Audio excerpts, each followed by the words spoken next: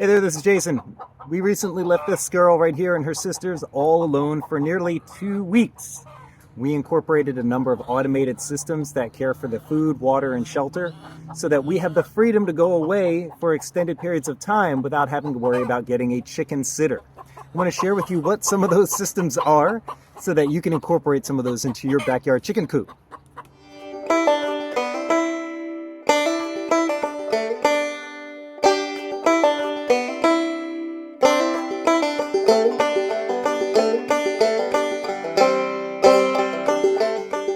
So here it is. When we first moved in and inherited these chickens, this was the water bowl. It was underneath a water spigot, and the water spigot was turned on so that it was dripping. So while this never ran dry, within just a few short hours, the chickens scratched and kicked and got plenty of muck and dirt inside this bowl, and it made the water unsuitable for drinking. So if you want to leave chickens alone for multiple days, you just cannot leave open bowls of water or food out, because the chickens will just destroy it and make a complete mess before you even walk out the door. So this right here might be good for a day or two, but this is a no-go if you want to go on vacation. So what can we do instead? All right, let's watering solution right here. This is a 55-gallon food-safe drum.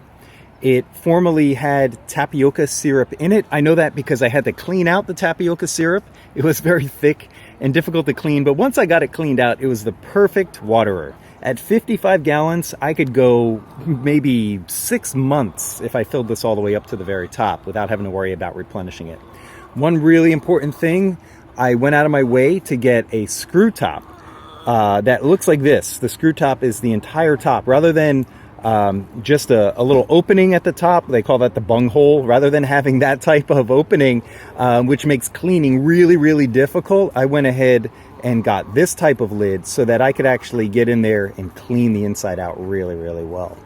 To tap into this barrel, I drilled small holes and I placed these little watering nipples down here at the bottom. You can pick these up online pretty easily, and the chickens tap on the silver part and that drips a little bit of water out.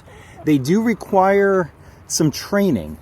You'll need to have one chicken that either gets it and can demonstrate to the rest, or you may, in some cases with your babies, you may have to take their beak and bring it right up to the silver and actually tap their beak on it so they can see this is where they get their water from. If you are, one of my chickens just jumped right on top of my head here. Let's see if I can get this. This is perfect considering the video topic.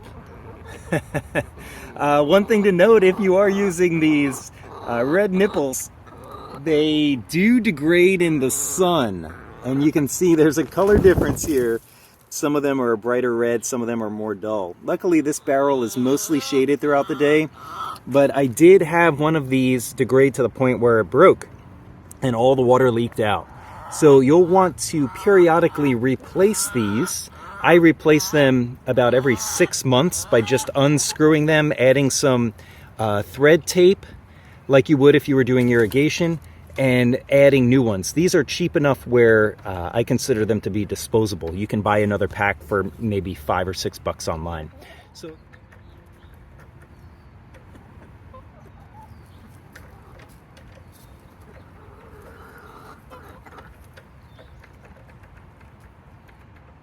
going away on vacation is going to assume that you have a few basic things in place. You have a secure coop for the chickens to go into at night.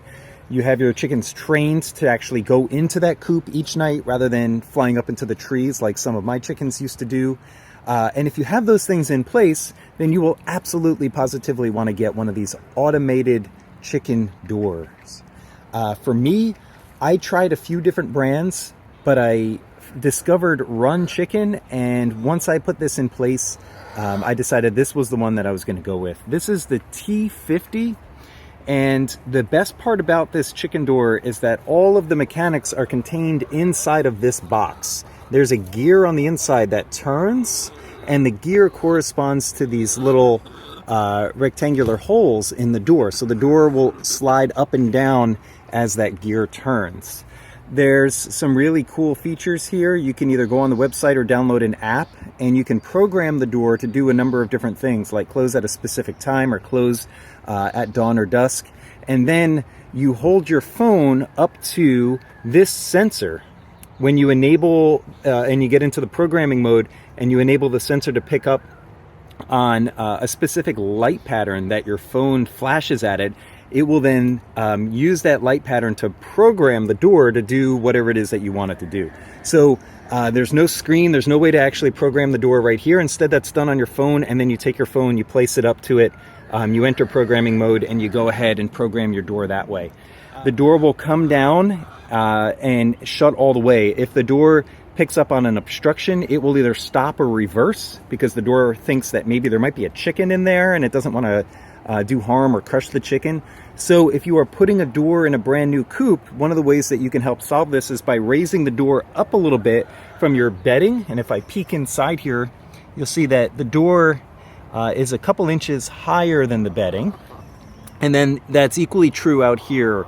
You'll see that there's a little lip from the door, and there's even a little bit more underneath. That's maybe 2.5 inches worth of space, so that all of the debris here at the front of the door doesn't get in the way and obstruct the door from closing. How about our nesting boxes? This is unfortunately one thing that still requires a fair bit of attention.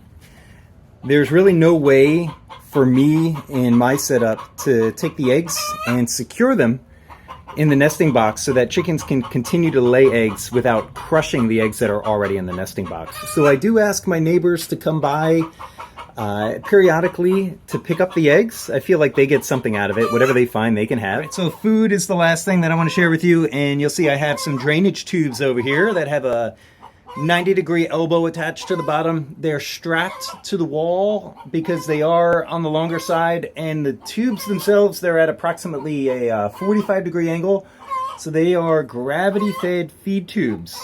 They are on an angle because I want the food to be accessible inside the coop, and I want the opening where I can add food to be on the outside of the coop. That way I don't have to put my feet inside the dirty coop as frequently. So these caps right here, this is a 3-inch drainage tube, and I can look down there, and if I see daylight, that means that I need to add food to the tube. Right now there's enough food in there, or at least there's a little bit of food in there.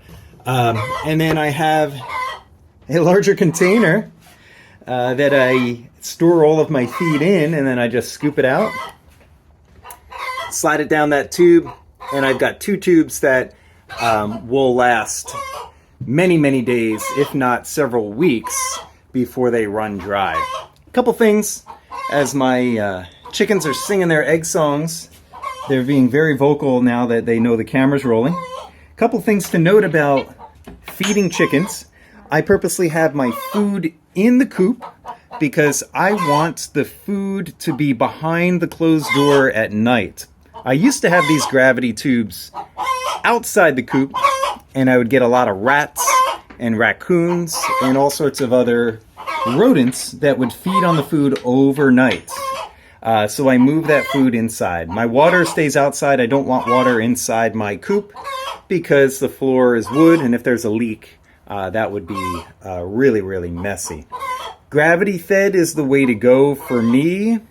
Some people stand their tube straight up, but for me, putting them on a 45-degree angle allowed me to feed them through the door and the wall so that I can replenish the food without having to go inside the coop.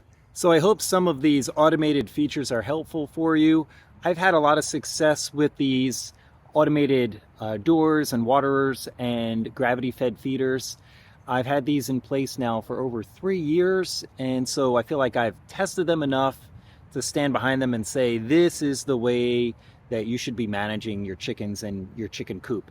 If you want to be more hands-on and you want to come down and let your chickens out every single day, that's fantastic. But I'm a backyard chicken keeper, so this is not my full-time job. I need to be able to go a day or two without tending to the chickens if life just prevents me from coming out here. One last thing to note, this is just good chicken care, and that's provide our chickens with plenty of cover. In my case, my chickens free range back here in my orchard, so all of the trees that I'm growing, they have access to, and in fact you can see some of them are cooling down underneath the tree. But also the trees provide predator protection. Here in Southern California, we have a lot of hawks that are looking for an easy meal, and the chickens know this, and you can see based on their body language and the way they're behaving that they spot a predator, and they will hide underneath the trees and they will call out to one another, indicating that there's a threat in the area. So providing shelters to them outside of the chicken coop, in the chicken run, or wherever they are allowed to go during the day is equally important. And it also provides some peace of mind so that when you do go away for an extended period of time, you can have the peace of mind knowing that when you get back, all of your chickens are still going to be here. Let me know if any of these things were helpful. Do you have any additional suggestions or alterations to what I shared? Please leave me a comment in the comments section. I'd love to chat with you about it. Thank you.